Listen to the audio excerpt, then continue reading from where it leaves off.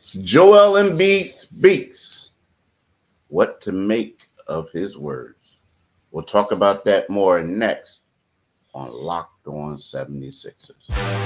You are Locked On 76ers, your daily Philadelphia 76ers podcast.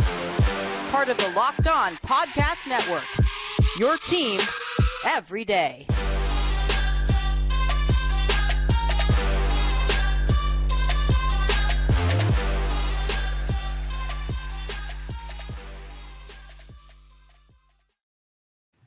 Thank you for making Locked On 76ers your first listen every day. We are free and available wherever you get your podcasts and on YouTube.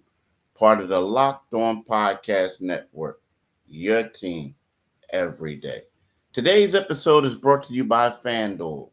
Make every moment more. Right now, new customers get $150 in bonus bets with any winning $5 bet. That's $150 if your team wins. So visit FanDuel.com/lockedon to get started. I'm Keith Pompey, one of the co-hosts of Locked On 76ers with my right-hand man, John Mitchell, the other co-host. What's up, Mitch? How you doing today, bro? Man, it's Friday. Joel Embiid finally came out and addressed the minions. I'm good, man. Oh, no, I'm excellent. Yeah, man. you come on, bro. You got to be great. You got to be great. You got to be great. I'm exceptional. I'm swell. I'm swell.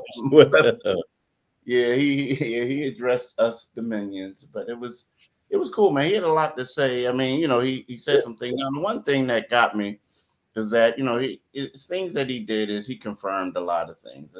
Some things he didn't confirm, right? You could tell that he was trying to, protect his privacy, so to speak.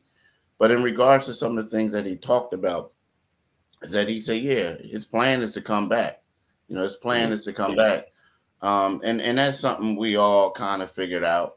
But here's the deal. He wouldn't give a timeline. They asked, when was the timeline? Oh, it's really not one. But then later on, he came back and said, if we go behind my timeline, and then and things work. So there is a timeline, but I get it. The thing is, he's going to ramp up. He's going to do things.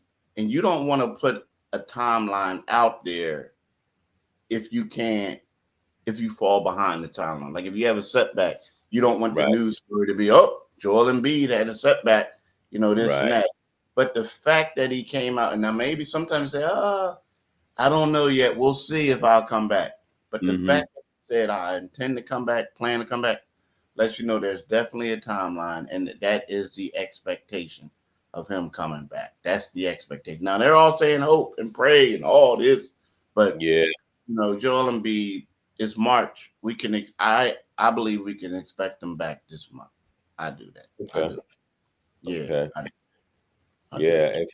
And I'm going on record as saying, I prefer to see him sit the rest of the season and just get totally healthy, or as healthy as he can get, because I still feel that, if he comes back late March, mid-March, late March, like I see the mid-March being thrown around. I don't know how realistic that is considering the injury, and considering we're talking about a 280-pound man. We're not talking about a guy walking around here at 185. But I did like his optimism. He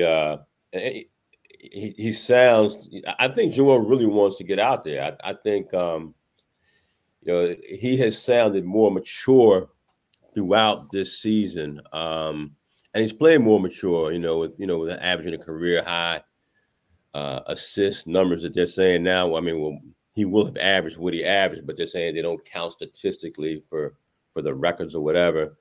But, if he gets back, if he can get back, he can start ramping things up, and that ramping up's got to take place soon. But you also walk that delicate tightrope of, knowing, that this guy, you don't want him coming back and overcompensating and then injuring, hurting something else. It's a very delicate situation for the 76ers. He said a lot of the right things. And you did catch him on that whole timeline thing. And there's always a timeline. You know, it may not be public, and they'll be very judicious in making and putting that out there. But you know, if he gets back in time to get about 10 regular season games in, and you know, can play himself into some kind of decent shape, because honestly, I thought that his conditioning wasn't a huge problem this season. You know, I think that he it was just the typical stuff that happens with him, the body, the knees, you know, the muscle soreness, the stuff that, you know, typically keeps guys like him out. So, you know, let's see him ramp things up when that time begins, and you know, see where the chips may fall. You know, he did say, you know, some interesting things out there, and you know, one thing I did like that he said was, he said, you know, I don't care about the awards. You know, obviously they're nice. One thing that I always say is, if you have the chance to go for it, you got to go for it. So, you know, when you hear him, that's, you know, from his lips to, you know, to God's ears, he wants to be out there. And why wouldn't he want to? He was having a phenomenal season. You know, he was having a phenomenal season, and the 76ers, we all know the numbers now. We repeat them ad nauseum, you know, 4-12 over the last 16 games. But you bring Joel back in here, and, you know, Joel Embiid, 65% is better than the majority of the centers in this league.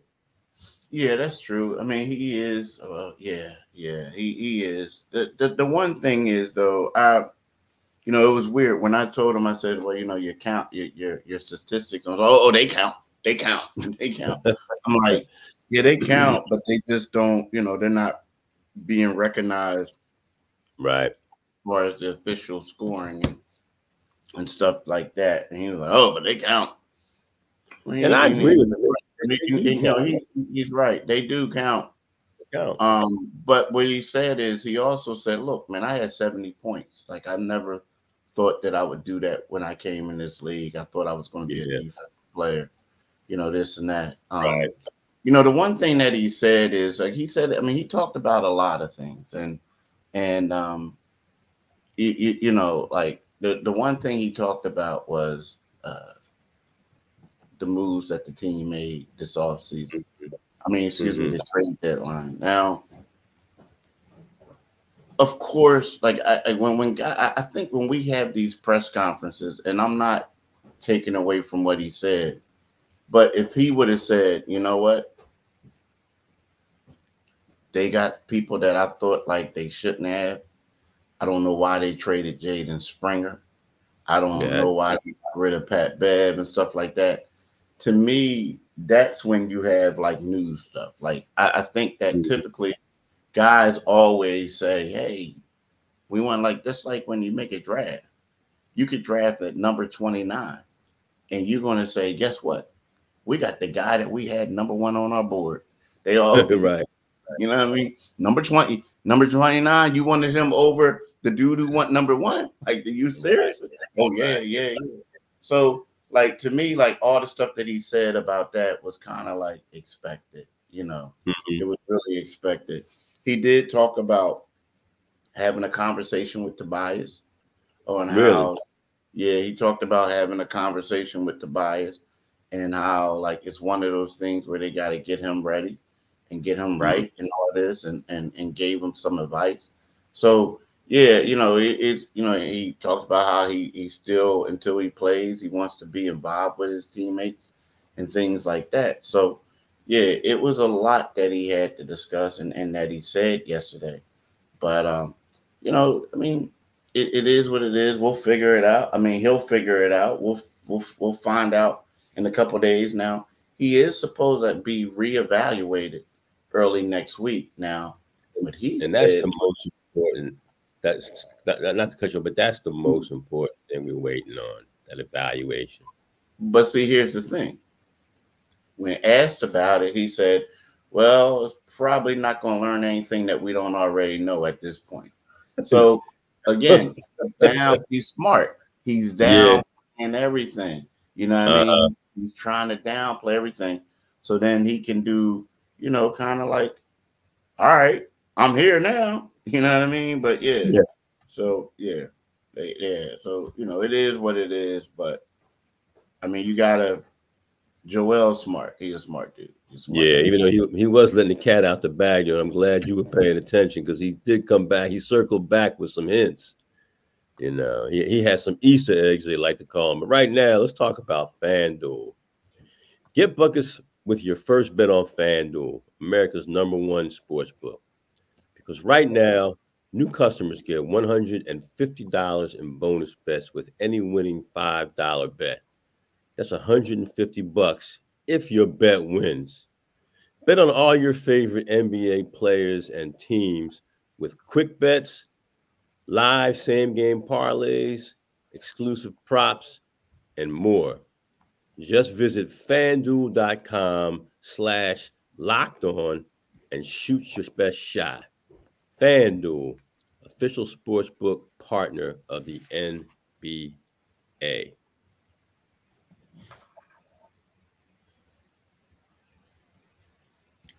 And also, don't forget the Locked On has launched the first ever national sports 24/7 streaming channel on YouTube. And now it's also available on Amazon Fire TV in the free Fire TV channels app.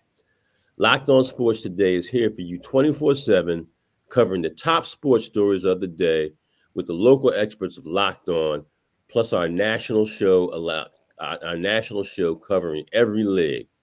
Find Locked On Sports Today, now available on the free Fire TV channels app. Do it today, folks. Do it today. Oh, you got a remix going man. on. That's a little old school boom bap hip hop for you. Yeah, I'm like, okay, Sugar Hill. We're gonna get KRS-One to do our show.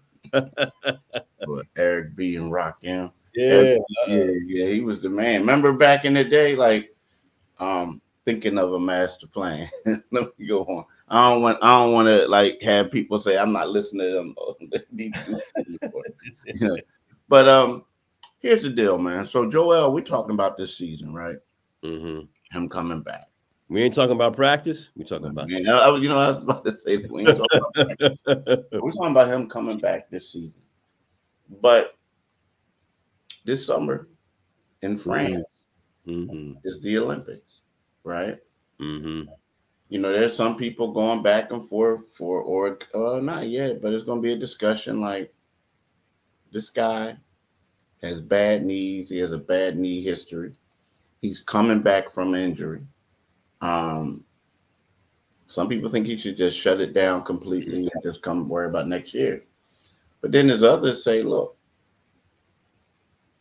why come out and play in the Olympics? Like, don't do that, Joel. Like, it doesn't make any sense. Now, to me, I feel like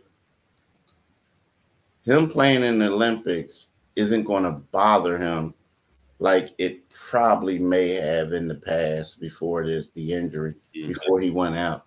Because now he's recovering his knee. I don't expect this team to go far in the playoffs right now unless he comes out and plays at an extremely high level, right? So let's just say he plays 10 regular season games. He plays 2 series max, maybe a play-in game. And then after that, the brother is chilling for a couple months. And then he goes to France. He plays in the Olympics, right? To me, he might come into training camp in shape for the time of his career. You know what I'm saying? Like, in shape. Like, normally he has to ramp it up. He has to do this. He's not playing in games. He's not doing, you know what I mean? Like, not. So to me, it could. Now, normally it backfires for other players because they play so many games. But this dude's been out for over a month, man. Out for over a month. So it could help him out. Yeah, I completely agree, man. The Olympics, that's a late summer affair. So he'll be going hard. He'll be going hard, and the Olympics has been somewhat of an apple of his eye conversation. He's always mentioned it. I think how the NBA players, let's be honest, it's playing for America. to these guys is not as big a deal as playing for, you know, in the league and possibly playing for an NBA championship. But yeah, I agree. If you know, it's all going to be about ramping up next year, when they've got all this cap space available. Who knows, Joel? Maybe, you know, Joel can do some real recruiting of players this summer. You know, continue to show his wares to free agents. But yeah, I do like the fact. I mean, there's some benefits to there. There are a lot of benefits of him playing the Olympics, man. You know, he'll, you know, for his conditioning to be at a high level, you know, late in the summer where we all know it typically isn't. You know, I think that's nothing but a plus for him. You know, I know a lot of 76ers fans are saying, oh, you know, he could injure himself, you know, maybe, and that's a possibility. I mean, you know, we all do remember that Paul George scenario with the Olympics. I mean, but that's like an absolute, positively, unequivocally worst case scenario. But I see the Olympics as a chance for him to have his condition, be conditioned at a higher level when the regular season begins. So I'm all for it, man. I think he'll go there. I think he'll, you know, it'll broaden his horizons. You know, he'll get a chance to see what, you know, really winning is about. And they're not going, you know, guys don't overexert themselves in the Olympics. They just stay fine-tuned to play in the Olympics, you know. So and it'll be exciting, you know. It'll be exciting. And you can come back here and you know, September and October, get here and be ready for the real deal. You know what? And it's weird. I ain't mean to cut you off, but I think he needs to play in the Olympics. I mean, I think for his legacy, he needs to play in the Olympics. No doubt. You know, not only that, like when we think of Team USA, the last couple of years, what was the thing that they didn't have? Big man. Dominant big man, right? Yeah. So, you know, Joel Embiid is if he plays and so the thing is, it's hard for me to I'm just going to say this. When I went to Spain for a preseason game with the Sixers, there were people there with the cornrows, Spanish dudes, and a couple of Chinese dudes from China that came over. Dude, it was crazy. Like they had the cornrows, they had the headband, they had tattoos, and they had these big oversized Iverson jerseys, right? Oh, wow. And I'm like, y'all love them like this? And they're like, yeah. So to me, I don't think Joel Embiid is quite on that level yet. But I think if Joel Embiid goes into the Olympic on the world stage and just dominates and do what he does, I'm not saying he's going to be as popular globally as AI, but he's going to be extremely popular. He's going to be popular. I don't think, I mean, but you know what I'm saying? So I feel like, you know, I get it. I know people watch his game for the Sixers. I get that. Everybody watches the NBA. I mean, not everybody, but you know, most people watch it in the world. Basketball fans all over the world watch it. But I feel like if you put him on that USA Olympic team, playing next to LeBron, Steph Curry, and next thing you know, these guys are a little older in the two, so they defer to Joel, and we see Joel doing what he can do. Then all of a sudden, it's kind of like officially passing the mantle to the young dude. You know what I mean? And I think that he's gonna, it's gonna work out for him. I do. Yeah. So, from a fun, but some people might say that's a selfish standpoint from him. Yeah. Well, I mean, you know, there's nothing wrong with being selfish, man. You know, I mean, who was the most selfish basketball player of all time? Michael Jordan. You know, from the standpoint of, you know, I want to get mine. You know, So, you know, and getting his was, you know, was winning championships and, you know, winning Olympic titles and things like that. So yeah, it's, you know, I mean, it's gonna be a very watchable Olympic because if I'm not mistaken, you know, I guess France is gonna run out the Twin Towers of Rudy Gobert and Wembanyama. So Yeah. You know, man, I was watching Wembanyama last night. Good, just to ad lib a little bit, but my goodness, man, and that's the guy who Joel got 70 on. So, I mean, But he was balling too, though. I mean, he was balling too. Yeah. He's the truth. He's the truth. And he got 50 on Rudy Gobert. So you see what I'm saying? Like, and that just goes to show you how good the season was for him, man. You know, you look at that and it's like, man, how good was this guy? But also, what is PrizePicks? PrizePicks is America's #1 fantasy sports app with over 3 million members. PrizePicks is the easiest and most exciting way to play DFS. It's just you against the numbers. You pick more than or less than on 2 to 6 players, player stat projections, and watch the winnings roll in. You know, and what we need to say is that let people know is that it's demon time on PrizePicks. You can now win up to 100 times your money with as little as 4 correct picks. You can turn $10 into $1,000. Demons and Goblins are the newest and most exciting way to play at PrizePicks. Squares marked with red demons or green goblins get you different payouts. You can now win up to 100 times your money with as little as 4 correct picks. Man, that's a good one right there. Let's see what the PrizePicks is looking at this week. Okay, Stephen Curry, and I think I might roll with this one, Keith. Stephen Curry for more than 29 points and Nikola Jokic for more than 10 rebounds. Man, I think that's pretty much a gimme.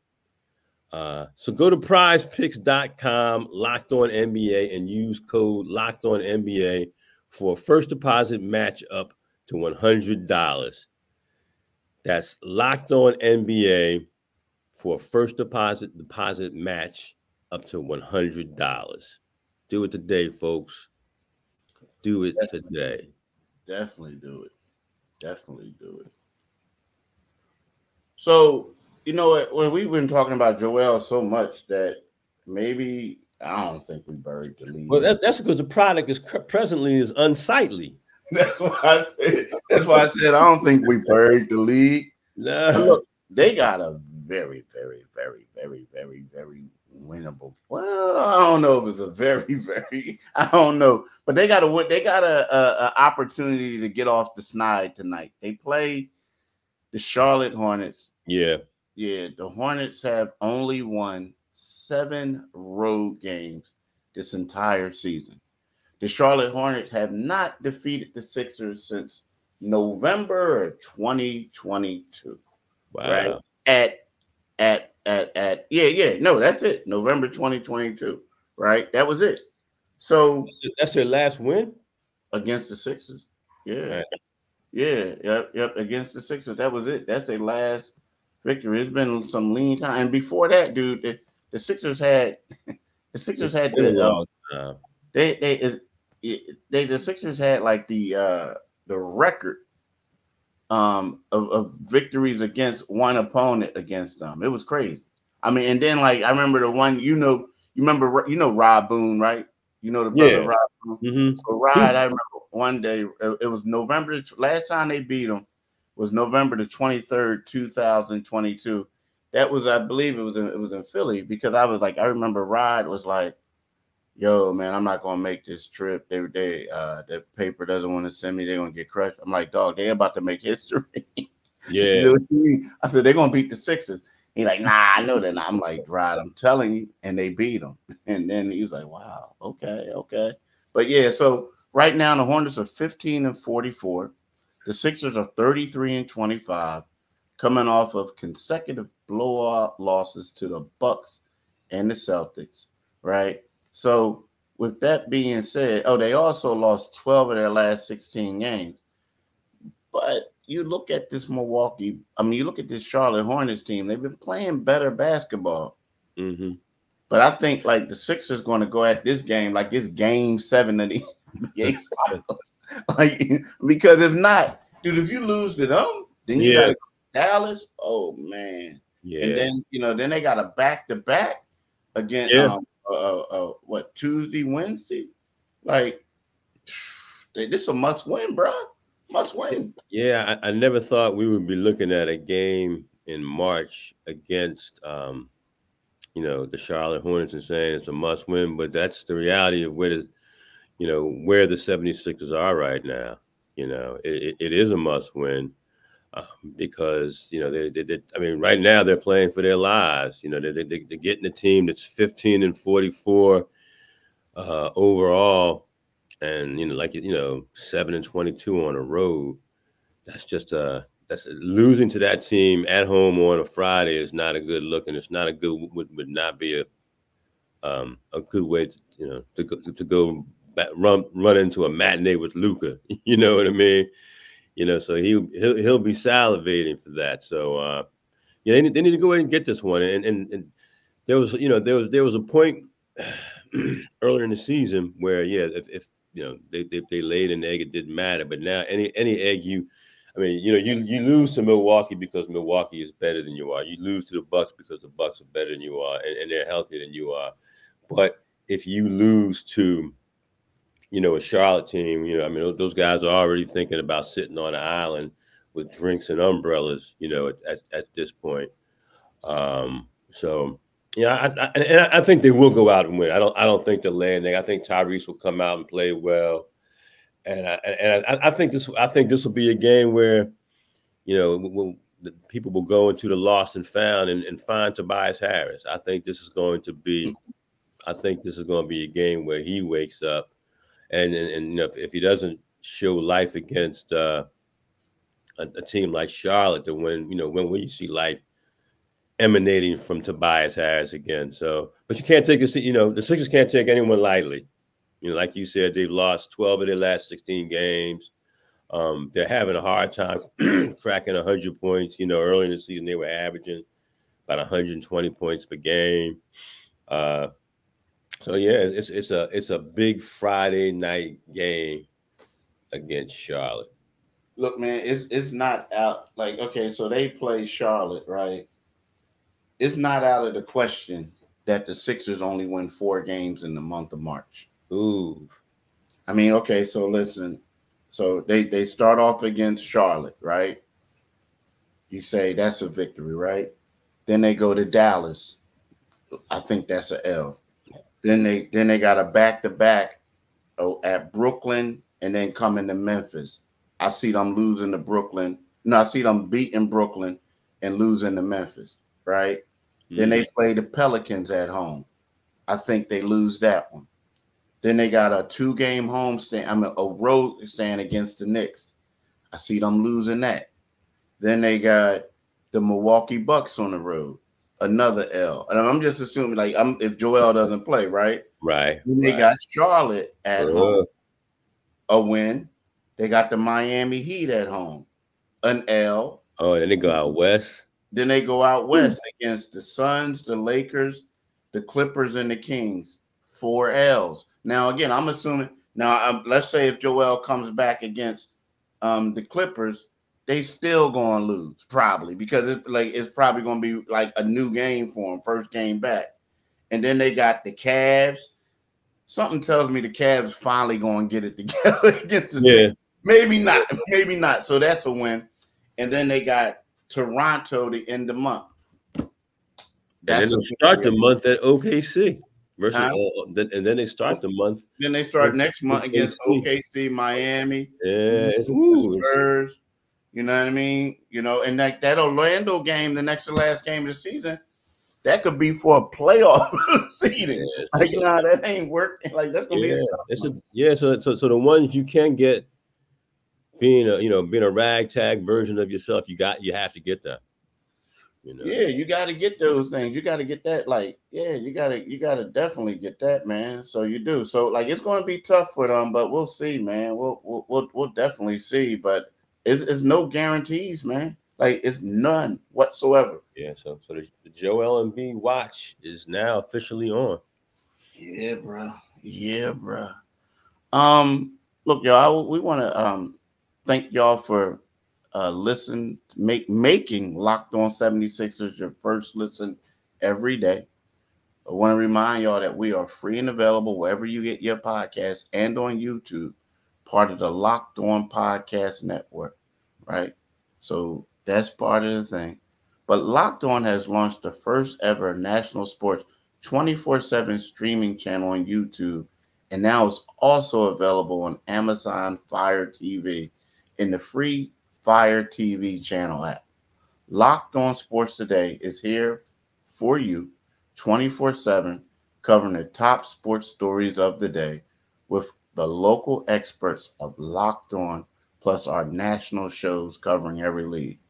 Find Locked On Sports Today, now available on free Fire TV channel.